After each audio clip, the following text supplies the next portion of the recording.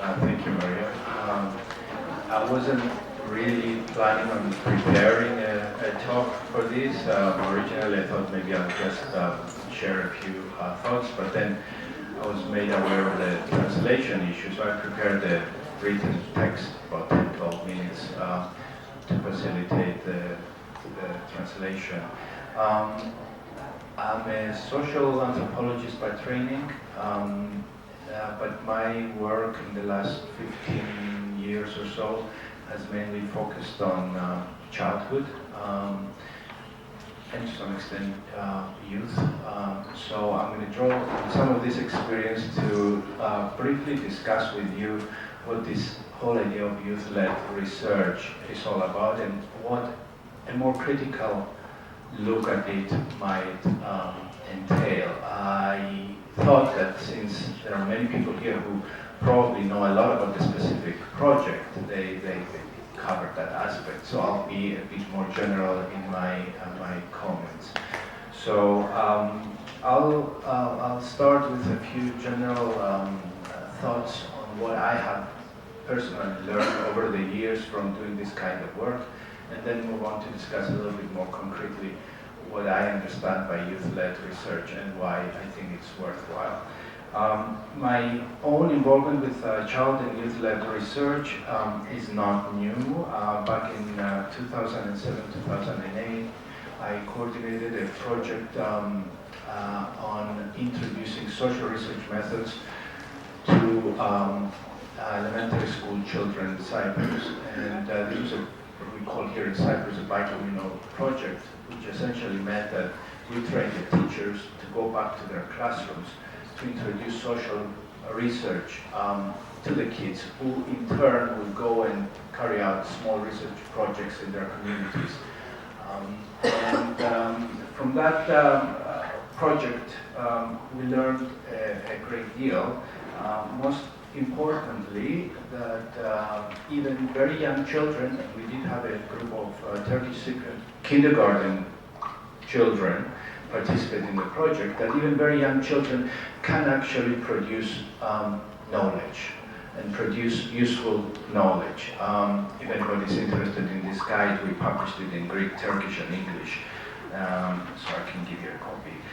Later on in 2009 and 2011, I was involved with a Daphne-funded project which aimed primarily at developing a good practice guide for addressing the needs of young people who experience violence. And there we had 3 countries, Cyprus, Greece, and the UK.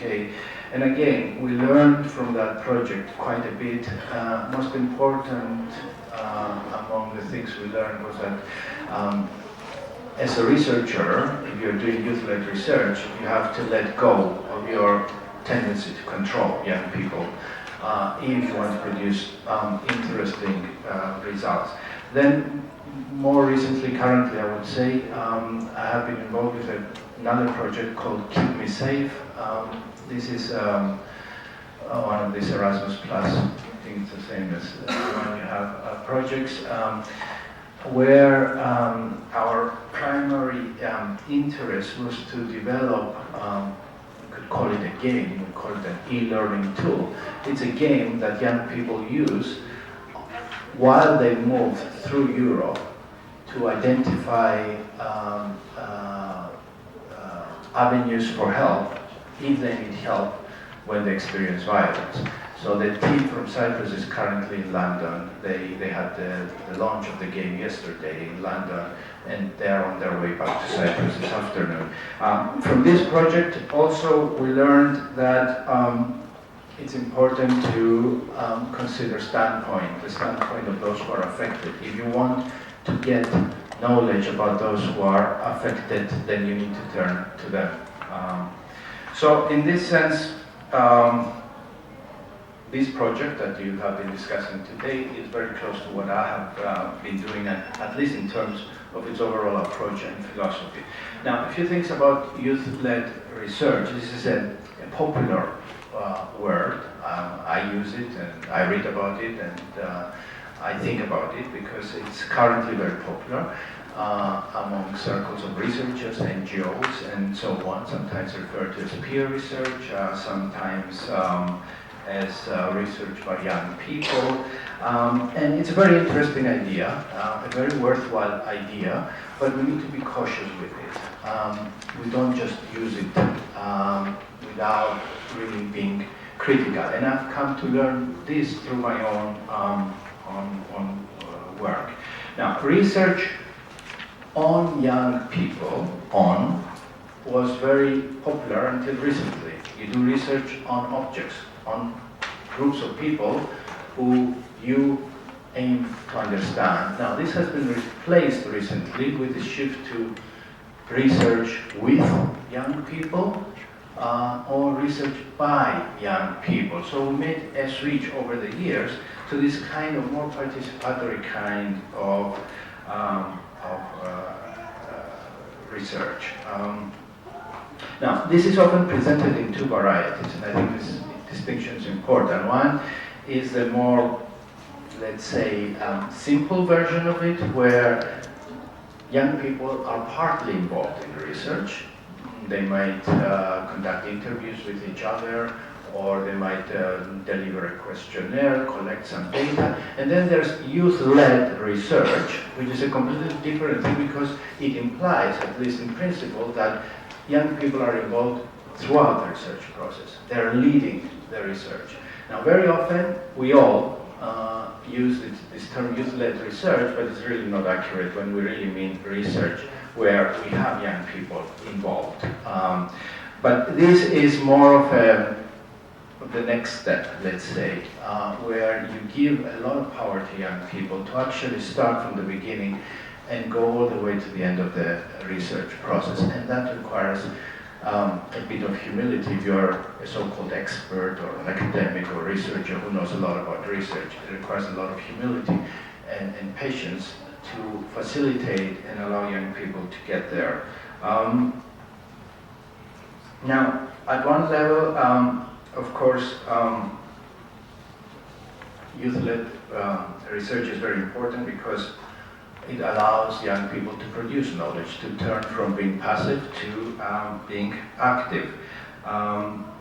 In the social sciences, we call this kind of approach standpoint research, research that really allows for the standpoints, the points of view, the perspectives of young people to come out. Now, if you want to study women, then you turn to women. If you want to study young immigrants who experience violence, you turn to these people because these are the people who are directly affected by this phenomenon, violence in this case.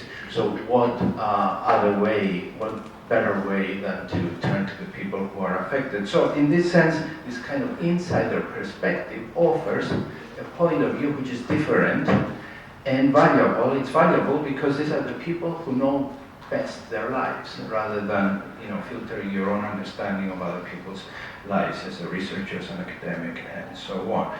Now, how does one empower young people to produce knowledge? This is an important question, I think, in this context.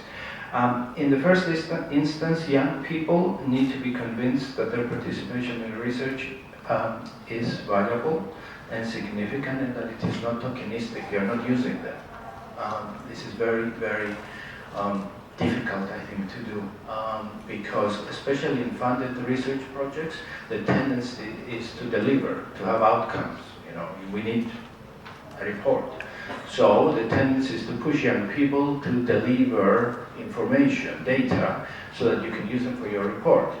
So we can all use them. I'm reflecting on my own work as well here. So in that sense, not to be tokenistic is not easy, but it's a goal, again, to strive for. You have to train and support young people. Like everything else, this is a relational kind of endeavor. You don't expect somebody to know about the research if they have never done the research. The same way you would not expect anyone to know about medicine if they've never studied medicine. It's as simple as that. So this idea that it's natural is, I think, completely wrong. No, you need to facilitate their learning as a researcher, as a whatever you want to call yourself, expert, but you need to facilitate it in a productive way. Now, the fact that young people can produce a certain kind of knowledge which is valuable should not lead us to conclude that this is authentic knowledge. This is a very celebratory kind of attitude that people have, you know. We got the young people's perspective. No, all knowledge is partial, all knowledge is situated, all knowledge is limited. So if you understand that, then you're not naive in your interpretation of results. And I think that's another layer of complexity that those of us, you know, and most of you who are dealing with this kind of, you know, youth-initiated, youth-led research need to keep, I think, in mind. I have 3 more minutes, so, okay. Now, just because you include young people in a research project, that doesn't mean you've solved the problems of power differences.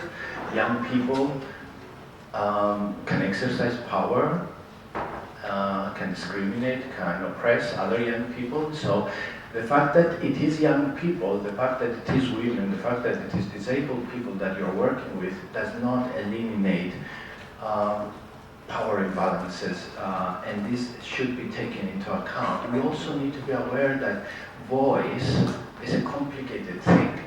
Just because you have 5 or 10 or 20 young people who express their views doesn't mean you have captured the standpoint of young people. You have to ask the question, who hasn't been asked in this project? Who has remained silent, even among those who participate? So I think, just since I have no more time, I will conclude by saying this. I mean, this kind of engagement is not so much about method, about youth-led research. You know, you can learn everything about youth-led research and still fail in what you do. This is about a process of engagement which takes into account people's rights, the right to participate, with respect. It is a process where you facilitate the learning experience, and it is a process where you remain humble. You remain humble in terms of what you learn and what its potential is, without having this kind of charitable and naive attitude of it is we're doing them a favor. No, you're doing yourself a favor by having more people participate in your research, by being inclusive, because that's what helps you understand and learn. So I'll stop here, I think. Thank you. Thank you very much, Spyro, for this